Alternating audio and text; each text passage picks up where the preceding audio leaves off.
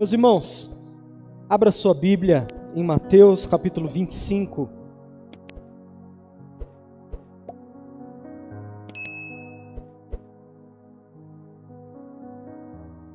Mateus capítulo 25, nós leremos do versículo 1 até o versículo 13.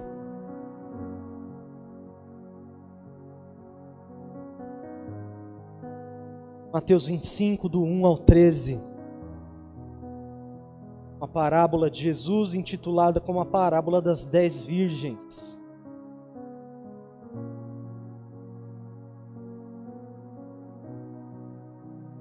Vamos ler o que a Escritura do Senhor nos diz. Então o reino dos céus será semelhante a 10 virgens, que tomando as suas lâmpadas, saíram a encontrar-se com o noivo. 5 delas eram nécias e 5 delas prudentes. As nécias, ao tomarem as suas lâmpadas, não levaram azeite consigo. No entanto, as prudentes, além das lâmpadas, levaram azeite nas vasilhas. E tardando o noivo, foram todas tomadas de sono e adormeceram. Mas à meia-noite ouviu-se um grito: eis o noivo! Saí ao seu encontro. Então se levantaram todas aquelas virgens, prepararam as suas lâmpadas, e as nécias disseram às prudentes: dá-nos o vosso azeite, porque as nossas lâmpadas estão se apagando. Mas as prudentes responderam: não, para que não nos falte a nós e a vós outras. Ide antes aos que vendem e comprai-o. E saindo elas para comprar, chegou o noivo. E as que estavam apercebidas entraram com ele para as bodas. Fechou-se a porta. Mais tarde chegaram as virgens nécias, clamando: Senhor, Senhor, abra-nos a porta. Mas ele respondeu: verdade vos digo que não vos conheço. Vigiai, pois porque não sabeis o dia e nem a hora. Vou orar mais uma vez, meus irmãos. Feche os olhos, baixe sua fronte. Senhor, nós te damos graças pela sua palavra. Ela foi lida aqui e ela já é suficiente para nós, ó Deus. Mas nós cremos também, Pai, que pelo seu Santo Espírito, pregadores da sua palavra, assim como eu, podem também comunicar à sua igreja, ensinar à sua igreja, caminhar dia a dia com o Senhor, mais próximo da sua palavra. Nos ensina no dia de hoje, Pai, nos dá um coração ensinável, ouvidos atentos, coração quebrantado, para que o Senhor fale conosco hoje. Em nome santo de Jesus. Amém. Meus irmãos, talvez nos dias de hoje, falar sobre um casamento, uma festa como essa, é muito diferente de festas como a de hoje que nós estamos vivendo aqui. Completando hoje 63 anos de uma igreja organizada. Essa festa aqui, meus irmãos, era completamente diferente das festas que nós temos hoje. Principalmente as festas de casamento. Naquele tempo, meus irmãos, as festas de casamento, principalmente na região que hoje é conhecida como Palestina, era completamente diferente dos casamentos que nós temos hoje. A noiva e o noivo se conheciam, eram prometidos um para o outro em casamento, e então começava uma série de celebrações, que poderiam durar de 7, 15, 30 dias uma celebração como essa. Pelo caminho, pois era feita uma procissão para esse casamento, pelo caminho, a noiva ia ao encontro do noivo, o noivo ia ao encontro da noiva, e por detrás desses irmãos, iam as famílias, os vizinhos, os chegados, os líderes espirituais. Assim era celebrado as bodas, os casamentos naquela época. principalmente em lugares como esse, na Galileia. Existe um teólogo muito famoso entre nós, que esteve presente na Galileia recentemente, e pôde ver com seus próprios olhos o que é uma celebração como essa. Pessoas como se fosse uma procissão, uma atrás da outra, celebrando e comemorando com grande alegria aquele feito histórico para a vida daquele casal, uma nova família nascendo, mais de 1000 motivos para celebrar. Meus irmãos, inclusive, nesses dias era comum em que essas pessoas que caminhavam até o momento, até o lugar da celebração oficial, escolhiam inclusive o maior caminho para se percorrer, porque tinham a noção de quanto mais pessoas eles cruzassem no caminho, mais aqueles noivos seriam abençoados, mais palavras de bênção, mais palavras de felicidade, mais palavras de alegria eles receberiam, e ainda mais eles seriam abençoados. Isso poderia levar dias caminhando.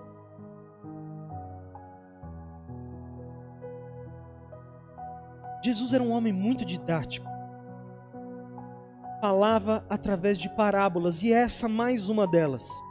Usou algo que era muito comum para o seu dia: casamento, a união de um homem e de uma mulher, completamente diferente nos dias de hoje. Outro tipo de casamento, outro tipo de celebração. Se fosse olhar para nós nos dias de hoje, olhando uma história como essa, até pode parecer estranho.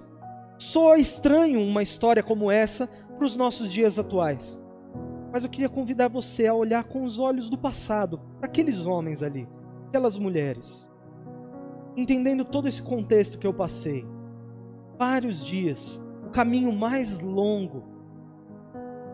E além disso, meus irmãos, o motivo aqui que o próprio Jesus cita, a necessidade de lamparinas, velas, tochas, azeite.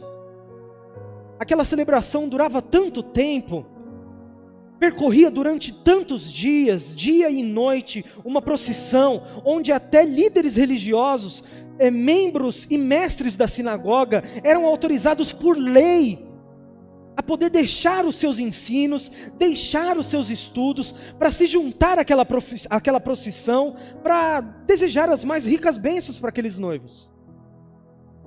E as pessoas naquele tempo, naquele momento, usavam tochas para não serem confundidas com invasores da festa, com gente querendo assaltar aqueles noivos, aquelas famílias, gente intrusa que não pertencia àquele lugar. As pessoas eram diferenciadas pelo uso das tochas, das lamparinas, do azeite. Meus irmãos, esse é o contexto por detrás dessa parábola de Jesus, que foi contada àquelas pessoas naquilo que nós chamamos de Sermão do Monte. Faz parte do Sermão do Monte. E de sermão, assim como nos dias de hoje, tem muito pouco. Não era como eu aqui no dia de hoje, pregando para vocês, sentados aí, eu num lugar mais elevado. Funcionava mais como uma conversa. Jesus sentado em uma cadeira, pedra, aqueles irmãos sentados ao redor dele, ouvindo as palavras daquele mestre.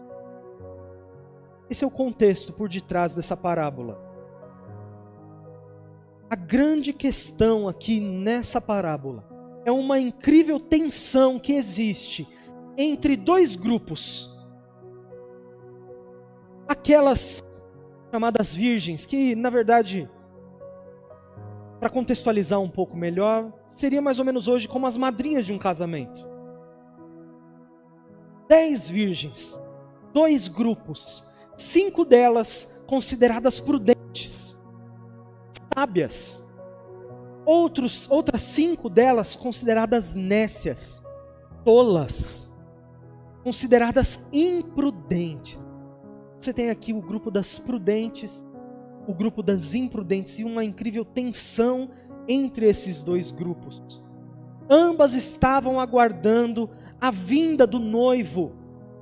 O noivo saía da cidade dele, percorria mais uma vez o maior caminho, o caminho mais longo, ia encontrando pelo caminho as amigas da noiva, os familiares da noiva, e essas daqui as amigas mais próximas dela. 5 delas se prepararam para esse grande encontro com o noivo, para essa grande festa, para esses vários dias de celebração, que não duraria só aquele momento do encontro, se percorreria talvez aí por mais semanas. E as outras 5 não se prepararam o suficiente. Não levaram em consideração as muitas coisas que poderiam acontecer no caminho. Não levaram em conta uma possível demora. Não levaram em conta um possível atraso. Meus irmãos, eu queria convidar vocês para que nesse momento você se coloque, apesar de eu achar que isso não é muito difícil, se coloque nas sandálias desse segundo grupo, as imprudentes. Eu digo que não é difícil nós nos colocarmos nos olhos, no caminhar desse grupo, porque por muitas vezes nós parecemos muito com este grupo aqui. Mais tarde nós falamos aqui do grupo das prudentes, mas vamos focar nesse grupo das imprudentes, que eu acredito que seja mais parecido conosco. Que dureza, meus irmãos, que coisa terrível é saber que você chegou tarde demais. Que dureza é saber que é demasiado tarde. Que dureza é saber que passou a hora. E aqui nós não estamos falando, meus irmãos, simplesmente de atraso no horário. Aqui nós estamos falando de oportunidade. Aqui, no final das contas, nós estamos falando sobre salvação, sobre o encontro com esse noivo. O noivo aqui representado pela figura de Jesus. O que Jesus está querendo dizer para aquelas pessoas? Que elas precisam estar preparadas para a sua vinda. E aqui especificamente, Jesus dando uma direta, total, naqueles homens, judeus, fariseus daquele tempo, que estavam diante do Rei dos Reis, do Senhor dos Senhores, e estavam negando, deixando passar a grande oportunidade de ligar uma coisa na outra, a sabedoria, as profecias que eles tanto conheciam, com agora a profecia encarnada, a bênção passando pelo lado daqueles homens, na frente daqueles homens, e Jesus os alertando: meus irmãos, vocês são como essas noivas, como essas virgens imprudentes, estão vendo diante de vocês o noivo, e estão o rejeitando, não conseguem olhar para as profecias, que muitas vezes, até os dias de hoje, sabem de cor.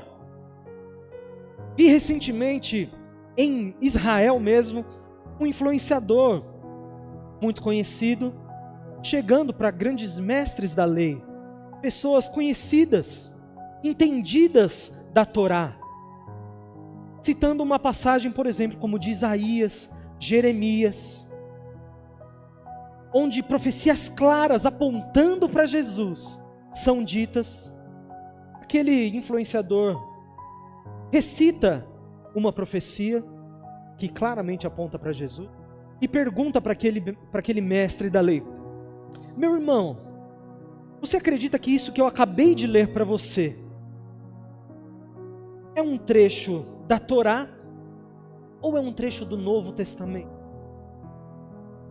E aqueles irmãos até hoje, aqueles homens até o dia de hoje, responderam que acham que aqueles textos são do Novo Testamento, mas se enganam, não conhecem a sua própria leitura, a sua própria fé.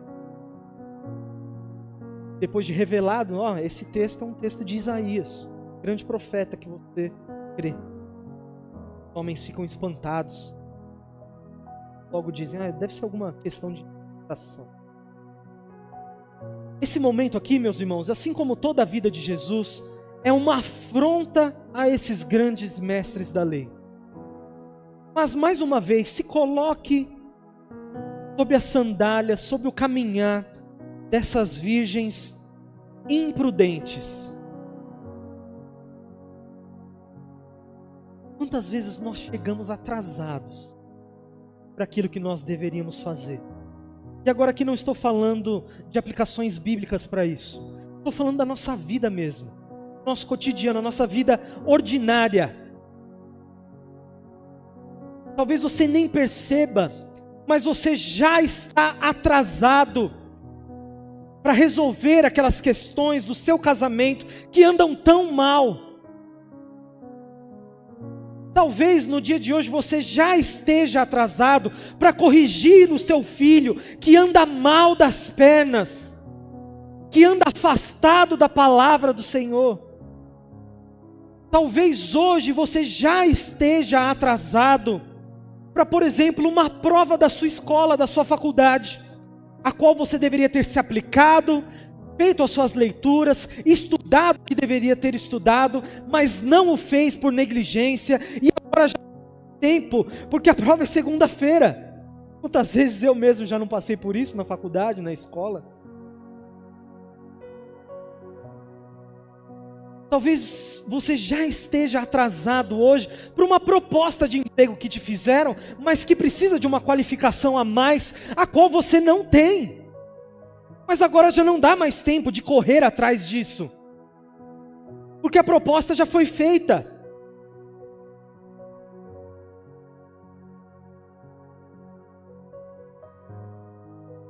Irmãos, não há nada mais carregado de lágrimas. Não há nada mais carregado de lágrimas de arrependimento ao som das palavras: é tarde.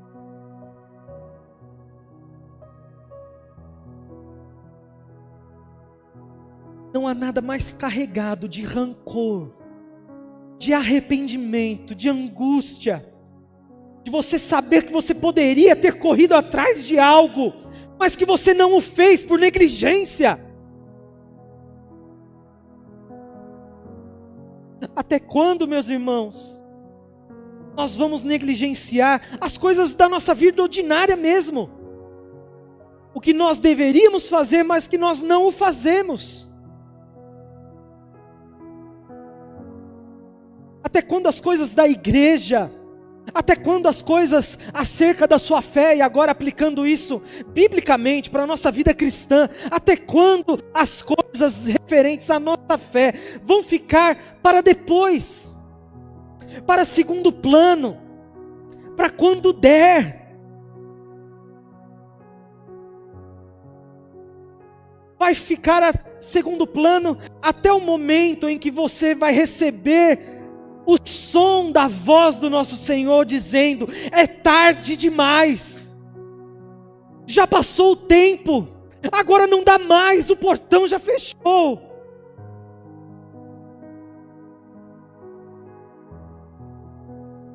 Eu não quero, meus irmãos, chegar aquele dia, o grande dia do nosso encontro agora com o noivo, bater a porta e receber do noivo: é tarde demais, é demasiado tarde. A verdade é que eu não o conheço. A expressão que é utilizada no grego para não o conheço, eu nunca o vi, eu não sei quem você é, eu não conheço as suas obras, eu não sei o que você fez. Coloque nesse grupo,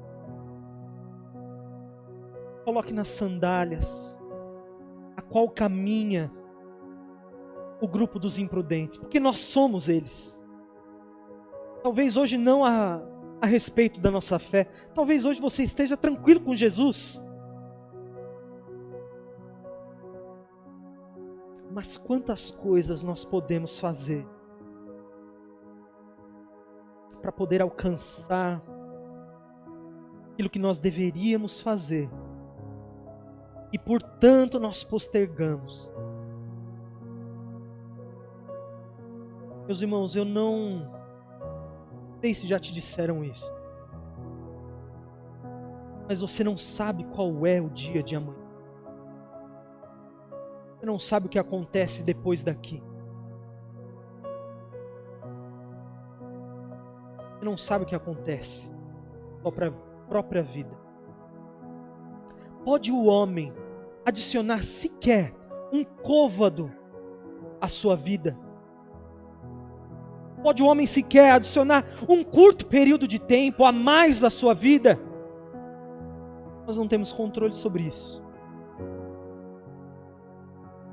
Por isso que nós devemos orar, rogar ao Senhor, e nos prepare para esse dia. E lembrando aqui, meus irmãos, que nós estamos aqui falando sobre um casamento. Mais para frente, com o apóstolo Paulo, isso vai ser revelado.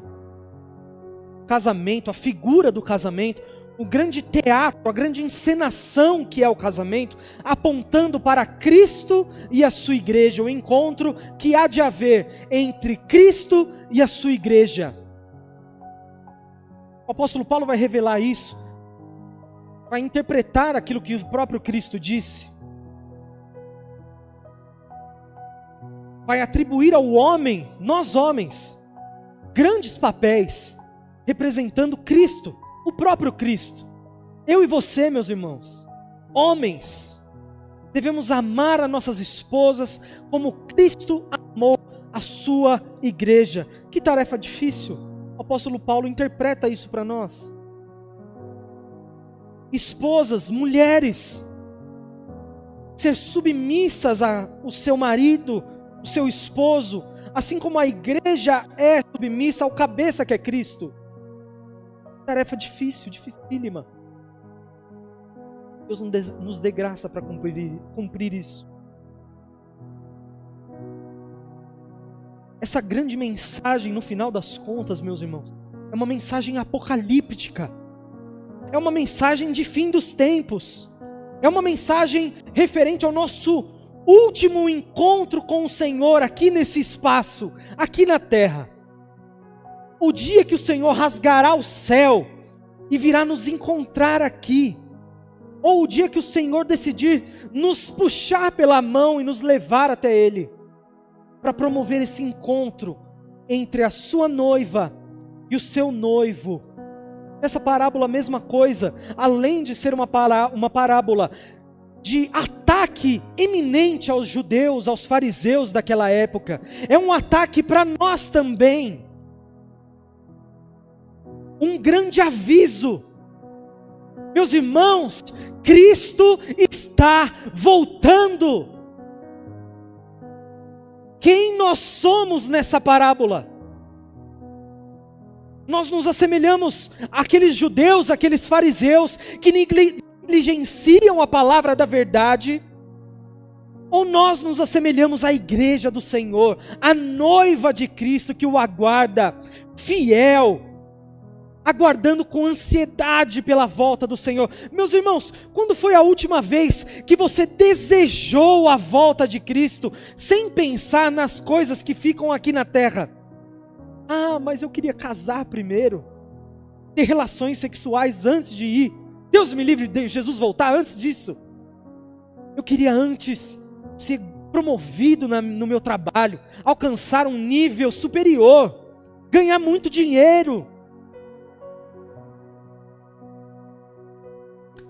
Queria fazer uma pós-graduação, um mestrado. Queria avançar nessa vida. Ser reconhecido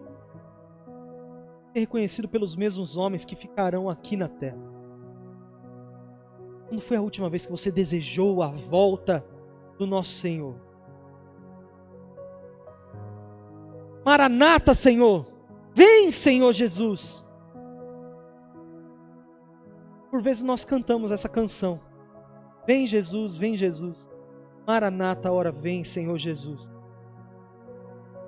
Mas ao mesmo tempo que cantamos isso, celebramos e nos orgulhamos mais do que está aqui na terra do que aquilo que vem do alto.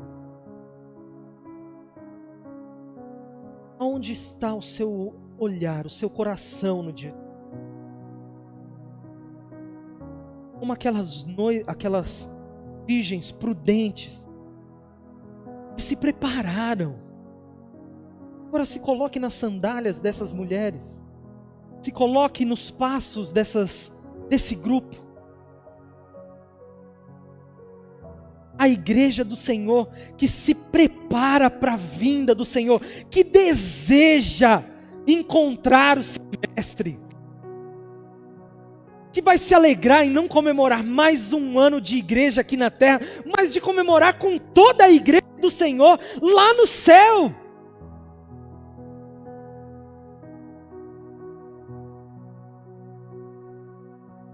Meus irmãos, Cristo virá. E essa é a mesma mensagem para as imprudentes e para as prudentes. A mensagem que Cristo vem é a mesma. Ele vem tanto para uma quanto para outra. Isso não muda na história. O que muda, meus irmãos, é como nós nos preparamos para esse grande encontro que acontecerá. Quem somos nós? Qual sandália nos veste melhor? Na minha vida, meus irmãos, por muitas vezes a que me veste melhor é a sandália das imprudentes. É o comportamento delas, de não se preparar, de não estar atento, de não vigiar, de não orar, de não se reunir em comunhão. Muito diferente do outro grupo, que se preparou, que imaginou uma possível demora, algo que acontecesse, que reunia com os irmãos domingo após domingo, aqui aplicando para a igreja do Senhor, domingo após domingo, reunindo a sua igreja, se fortalecendo entre irmãos, cumprindo o que a Escritura diz: não nos deixeis de reunir, como é costume de muitos. Mas como nosso próprio pastor disse aqui, às vezes uma coisa boba nos tira da comunhão de estar aqui. Só que nós não levamos em conta as consequências finais para isso. E aqui, meus irmãos, eu não estou pregando nada referente a arminianismo, como se dependesse de você para se encontrar com Cristo. Não é isso que eu estou dizendo. Mas o nosso apóstolo Paulo diz que aquele que foi realmente transformado pela palavra da verdade não vive mais conforme os padrões do mundo. Então, se você quer dar frutos de alguém que é realmente um eleito do Senhor, aliás, se você é realmente, e crê nisso, que você é um eleito do Senhor, meu irmão, está na hora de você calçar as sandálias desse grupo das prudentes. Porque esse é um fruto de quem realmente foi escolhido pelo nosso Senhor. Me preocupa muito, meu irmão, pessoas que estão no nosso meio, no meio da igreja do Senhor, que se dizem eleitos de Deus, que se dizem crentes no Senhor, mas que caminham mais como as imprudentes do que como as prudentes.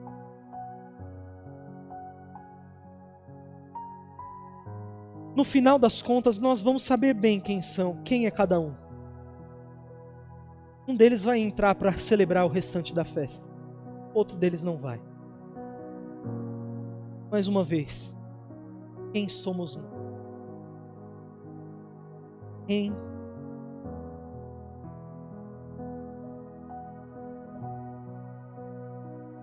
Meus irmãos,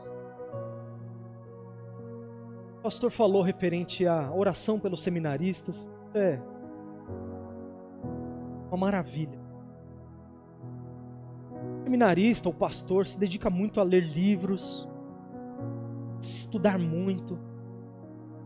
E de todos os livros que eu li nesse último ano, nesse ano passado, existe um livro que me marcou e que me feriu demais. Não era nenhum livro do seminário. Se trata desse livro aqui, o livro das minhas filhas, chamado Enquanto Ana Espera. Esse livro, meus irmãos, é uma história para criança, que vai contar a história de uma raposa que queria muito comer um fruto. Só que esse fruto dava só em uma estação. E ela precisava esperar para que aquele fruto ficasse maduro o suficiente para que ela pudesse comer aquele fruto. Só que a raposinha Ana, ela era muito ansiosa, muito semelhante talvez a muitos de nós. Essa raposinha era muito ansiosa. E por diversas vezes ela ia até aquela árvore, pegava o fruto, comia e sentia um amargo na boca. Não gostava do fruto, ainda não estava na hora de comer. Conforme as estações iam passando, ela conheceu amigos pelo caminho. Um passarinho chamado Eliseu.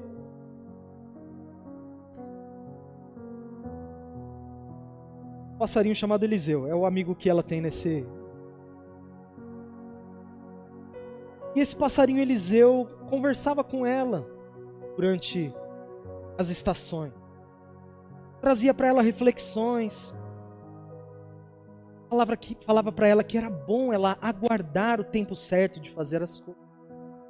Que valeria a pena esperar o tempo certo para comer o fruto.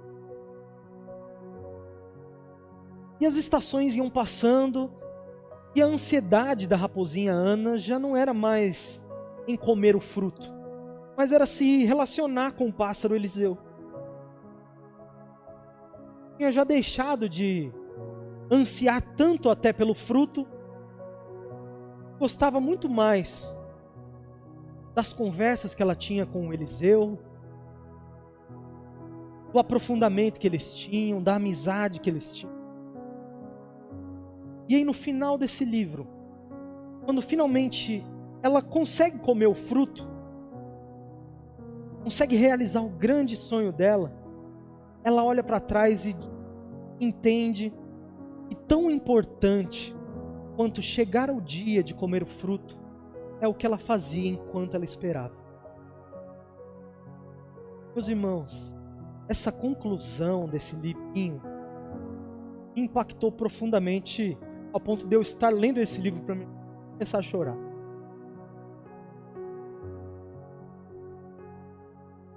Que ensinamento magnífico. Isso não é para criança, gente. Isso é para adulto, é para a igreja do Senhor.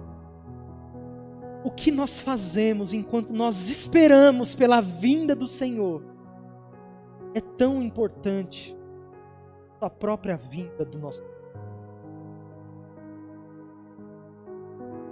Você vai gastar a sua vida enquanto você espera o Senhor. Primeiro, esteja convicto que Ele virá. Assim como a raposinha Ana estava convicta e determinada a comer aquele fruto. Esteja convicto, o Senhor virá. Sabendo uma vez que Ele virá, o que você faz enquanto espera a vinda do Senhor? O que fazer enquanto esperar? A figura do pássaro aqui claramente remetia ao relacionamento da noiva e de Cristo. A igreja do Senhor, nosso mestre. A raposinha Ana, seu pássaro amigo Eliseu. Como você tem se relacionado? Meus irmãos, você ainda não começou a juntar o que é necessário para a grande vinda do Senhor. Comece agora, no nome de Jesus. Para aquelas mulheres ali representadas com óleo representando o Espírito Santo, elas precisavam do óleo para se preparar para a grande chegada do Senhor, do noivo. Agora aplicando para nós, o que nós precisamos para esperar o nosso Mestre? O que você consegue reunir de bom, de útil para você, enquanto nós aguardamos o nosso Mestre vir nos buscar?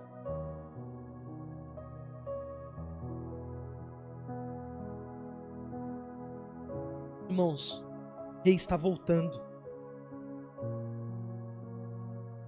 A mensagem é clara para todos os povos. O Rei está voltando. O que você está reunindo? O que você está juntando para si? Representados ali pelo óleo, aquelas mulheres estavam representando a busca pelo Espírito Santo, por se aprofundar na palavra do Senhor, buscar mais espiritualidade. E nós, o Rei está voltando, e você está fazendo o quê?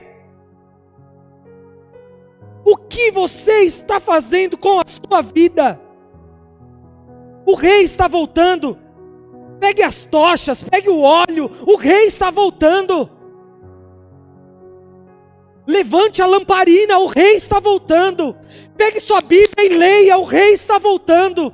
Dobre os joelhos no chão, o Rei está voltando. Traga seu filho para a igreja, o Rei está voltando. Perdoe os seus irmãos, o Rei está voltando.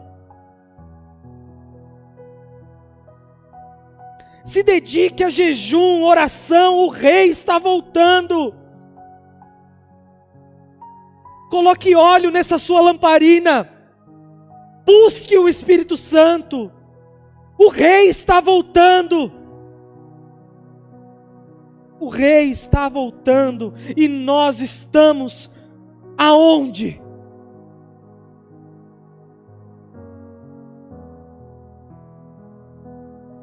O Rei está voltando, seja uma boa esposa. O Rei está voltando, seja um bom marido. O Rei está voltando, seja um bom funcionário. O Rei está voltando, seja um bom estudante.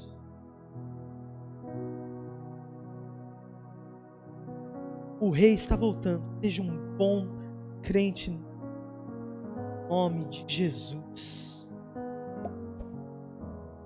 O Rei está voltando.